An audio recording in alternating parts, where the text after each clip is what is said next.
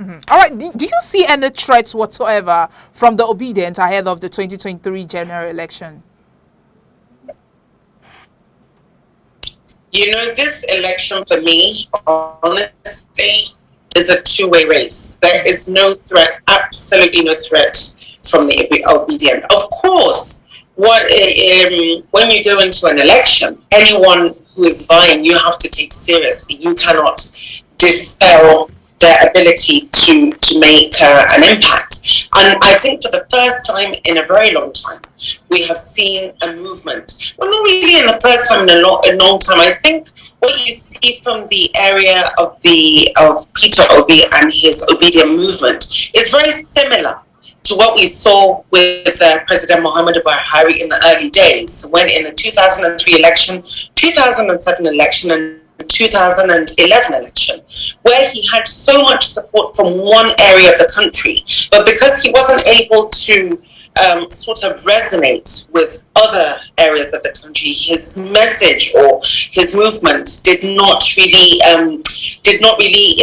take the people in other areas of the country, apart from where he was very popular, did not really understand his message. This is what I'm seeing with Peter Obi. Peter Obi coming to this race is very good for democracy in Nigeria because it's opened up the conversation. It's made the whole tapestry of democracy very colorful. So it's a good thing for us developing democracy in the way that we should.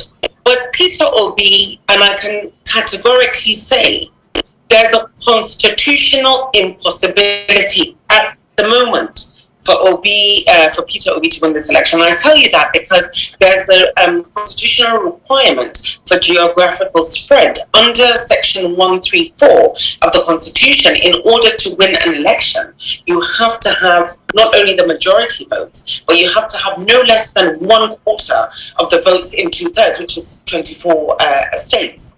There's no state in the northern part which Peter Obi is going to win an election. I'm telling you that because they don't understand his message, that he's not resonating with the people of the north. So while you have this great presence online, but it's not grassroots. There's no structure. The Labour Party, we keep on saying this, and I know that we say it sounds quite trite, but it is the truth. There is no structure. For example, in Katsina, in Kano, there's no structure for Peter Obi. And I think that, it's good for democracy, but there's absolutely no threat. The closest threat that we have is the PDP.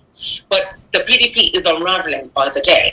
And the more that the PDP unravels, the more it plays into support for APC.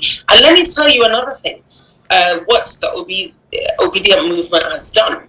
The Obedient movement has helped the impending hopeful victory of APC. Because what the Obedient movement has done, it has cannibalized into the areas that PDP is very popular.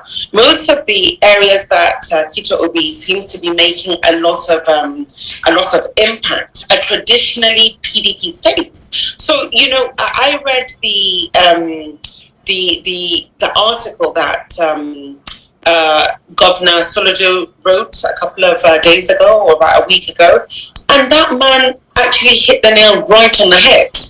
By the Obedient movement is actually helping APC because it is reducing the popularity of PDP. It is reducing the threat that we have of people. It is eating into PDP's votes, into PDP's stronghold. So Obedient movement, we're very happy. In fact, we want the Obedient movement to continue, and we want the Obedient movement to continue as strong as it can through the election, because that will help us to be able to continue holding on to our stronghold while they cannibalize into our main opposition stronghold. So no threat from the Obedient movement whatsoever.